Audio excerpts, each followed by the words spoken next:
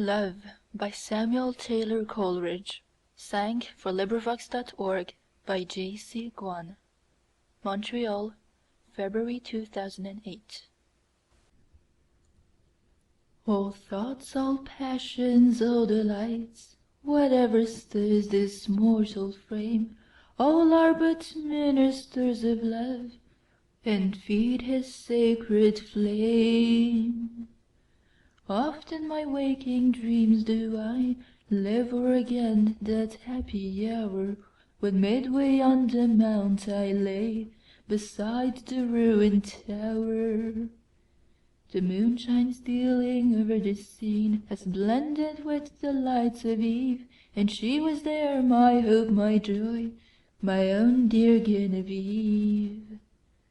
She leaned against the armed man, the statue of the armed knight. She stood and listened to my lay amid the lingering light. Few sorrows had she of her own, my hope, my joy, my Genevieve.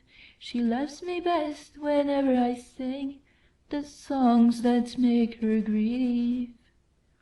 I played a soft and doleful air, I sang an old and moving story, an old rude song that suited well that ruin wild and hoary. She listened with a fleeting blush, with downcast eyes and modest grace, for well she knew I could not choose but gaze upon her face. I told her of the knight that wore upon his shield a burning brand, and that for 10 long years he wooed the lady of the land. I told her how he pined, and oh, the deep, the low, the pleading tone with which I sang another's love, interpreted my own. She listened with a fleeting blush, with downcast eyes and modest grace, and she forgave me that I gazed too fondly on her face. But when I told the cruel scorn that crazed that bold and lovely knight, and that he crossed the mountain woods, nor rested day nor night, that sometimes from the savage den, and sometimes from the darksome shade, and sometimes starting up at once in green and sunny glade, there came and looked him in the face an angel beautiful and bright, and that he knew it was a fiend, this miserable night, and that, on knowing what he did, he leaped amid a murderous band, and saved from outrage worse than death the lady of the land. And how she wept and clasped his knees, and how she tended him in vain, and ever strove to expiate the scorn that crazed his brain.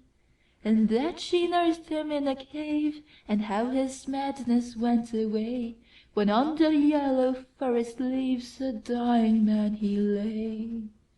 His dying words, but when I reached that tenderest strain of all the ditty, my faltering voice and pausing harp disturbed her soul with pity.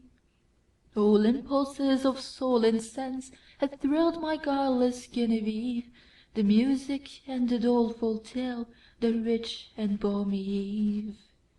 And hopes and fears that kindle hope, an undistinguishable throng, and gentle wishes long subdued, subdued and cherished long. She wept with pity and delight, she blushed with love and virgin shame, and like the murmur of a dream, I heard her breathe my name. Her bosom heaved, she stepped aside, as conscious of my look she stepped. Then suddenly with timorous eyes she fled to me and wept. She half enclosed me with her arms, she pressed me with a meek embrace, and bending back her head looked up and gazed upon my face. 'Twas partly love and partly fear, and partly 'twas a bashful art, that I might rather feel than see the swelling of her heart.